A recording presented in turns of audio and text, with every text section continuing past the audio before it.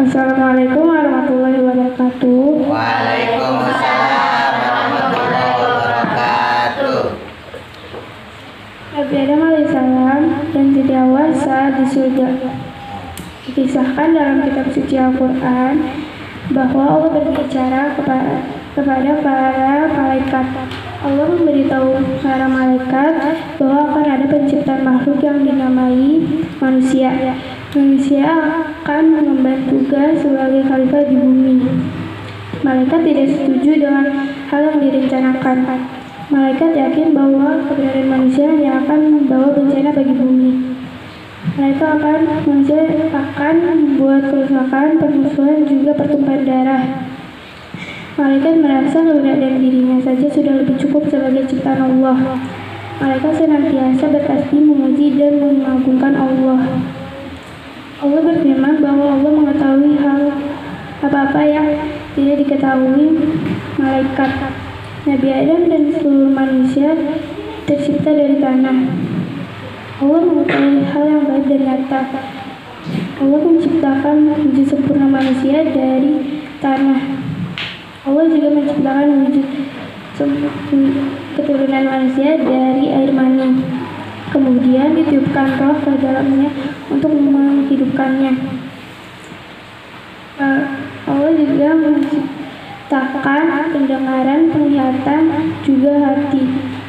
Setelah Nabi Adam terciptakan, Allah memberi perintah kepada malaikat dan iblis untuk bersujud kepadanya. Walaupun malaikat tercipta dari nur atau cahaya, malaikat tetap taat pada perintah Allah. Kemudian malaikat bersujud kepada Nabi Adam. Lain halnya dengan iblis. Iblis merasa derajatnya lebih tinggi daripada Nabi Adam. Iblis menolak untuk bersujud kepada Nabi Adam. Rancangan iblis membangkang membuat Allah sangat murka.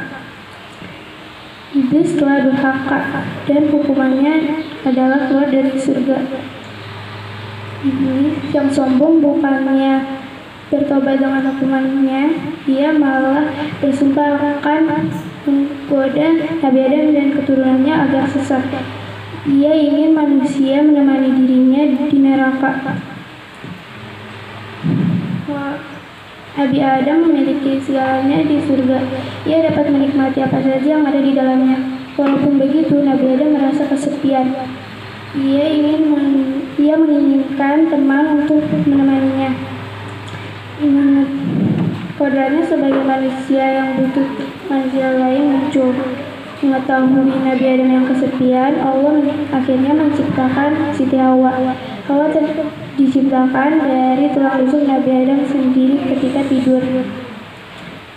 Allah mengizinkan Nabi Adam dan Hawa untuk menikmati apa saja yang ada di surga, kecuali pohon murdi. Allah melarang Nabi Adam dan Hawa untuk memakannya. Mengetahui larangan Allah, akhirnya iblis menggunakan hal itu untuk menggoda Nabi Adam dan Hawa. Ketika Nabi Adam dan Hawa memakan buah kurdi, sesuatu yang memalukan terjadi. Namun terlepas dari hal itu, manusia memang ditakdirkan untuk turun ke bumi dan menjadi pemimpin di tempat itu. Manusia diciptakan bukan dengan maksud untuk menjadi pemimpin di surga. Walaupun Nabi Adam dan Hawa telah bertobat, Allah tetap memberikan hukuman kepada mereka dengan turun ke bumi. Assalamualaikum warahmatullahi wabarakatuh. Kata Kamulia, ceritanya tadi memang Nabi Adam itu memang ditugaskan untuk menjadi khalifah, menjadi pemimpin di bumi. Makanya hakikatnya kita itu sebetulnya bukan penghuni asli bumi. Rumah asli kita itu aslinya di surga. Rumahnya Mbak Ambot, rumahnya Kak Ani, rumahnya Kak Sapna, rumahnya Kak Ale, semua. Rumahnya Mas Damar, rumahnya Mas Rizky, ya. Semuanya nih kita semua, rumah kita aslinya bukan di sini. Di mana? Di surga. berhubung kakek moyang kita Nabi Adam dulu pernah ditinggal ditaruh di bumi, maka lahirlah kita. Kan seandainya Nabi Adam nggak diturunin di bumi, berarti Nabi Adam di mana? Di surga. Berarti kita lahir di mana? Di surga. Makanya aslinya kita itu bukan penghuni bumi, tapi penghuni surga. Cuman kan dikasih ujian tuh, ya kayak Nabi Adam disuruh jangan makan buah beli. Nah sama kita juga dikasih ujian. Apa ujiannya? Disuruh sholat, disuruh puasa, disuruh apa lagi? Suruh zakat, suruh baca Quran, suruh sedekah, ya kan? Nah berarti kalau kita melakukan itu semua, kita sholat, kita zakat, kita beribadah, berarti kita memantaskan diri menjadi calon penghuni surga. Tapi kalau kitanya nggak sholat, nggak puasa, nggak ngaji, senangnya marah-marah, kira-kira pantas nggak masuk surga? Misal gitu ada orang senang marah-marah, ya, dimasukin sama malaikat ke dalam surga. Sini kamu masuk ke dalam surga. Ntar di surga marah-marahin orang-orang, ya kan? Uang buat nih kamu nih, semua dimarahin, ya kan? Ale kamu nih begini, orang tukang marah-marah. Akhirnya buat sama Ale sebel. Ini malaikat siapa sih yang masukin nih orang nih? Gitu. Karena emang nggak pantas kalau orang jahat, ya dia masuk ke dalam surga nggak pantas, karena surga itu tempatnya orang baik. Ya, dia suka sholat, dia baik hati sama teman, ya, dia sayang sama keluarga, hormat kepada orang tua, hormat kepada guru. Nah itu baru cocok masuk ke dalam surga. Tapi kalau orangnya jahat, nggak sholat, nggak puasa, nggak ngaji, pelit, medit, koret, buntut kasiran. Tahu nggak buntut kasiran? Yang ada di belakang itu rambut. Nah itu kalau misalnya, kalau orang zaman dulu nyebutnya suka ngejilat ludah sendiri, habis ngasih terus dipinta lagi, tahu nggak? Nah itu namanya buntut kasiran namanya. Misalnya Pak Ustadz ngasih embot, ini buat roti, pas embot makan kayaknya enak, minta dong, gitu. Itu namanya buntut kasiran. Jadi kebanyakan minta kepada orang, sampai-sampai dia lupa pernah ngasih ke orang, barang orang dipinta, yang dia udah dikasih itu dipinta juga. Nah orang kayak gitu tuh ya susah masuk surganya, susah.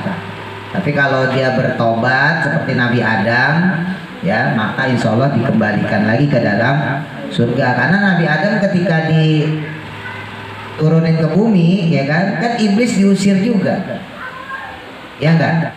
Yang membedakan apa? Nabi Adam tobat diterima sama Allah, sedangkan iblis tidak mau tobat. Nah itu bedanya manusia sama iblis.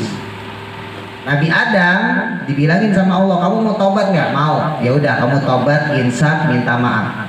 Akhirnya Nabi Adam minta maaf, minta ampun kepada Allah. Tapi iblis dia nggak mau, padahal dia salah.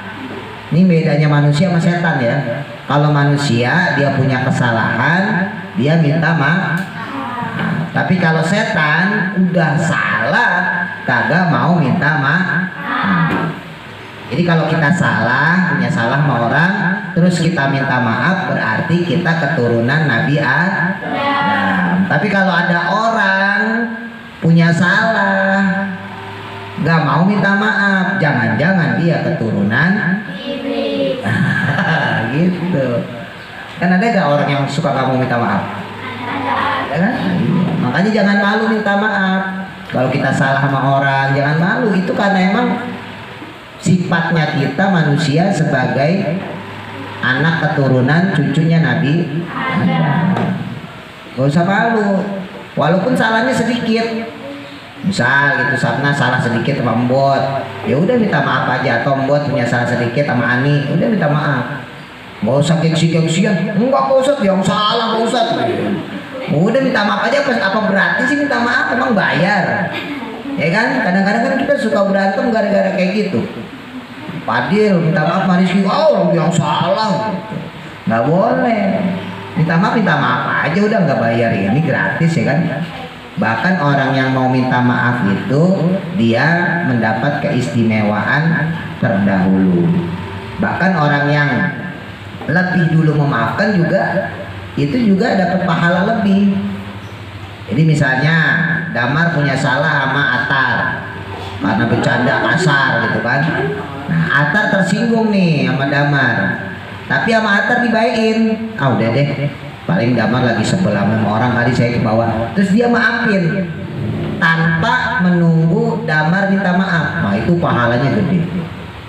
Jadi memaafkan orang sebelum orangnya minta maaf itu mendapatkan pahala yang besar. Nah itu adalah ciri keturunannya Nabi Adam yang nanti akan dipulangkan ke surga. Mau masuk surga nggak?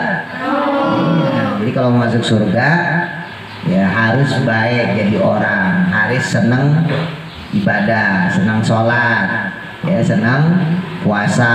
Kalau nggak mau sholat, nggak mau puasa, berarti sama aja daftarin diri kita masuk ke dalam neraka.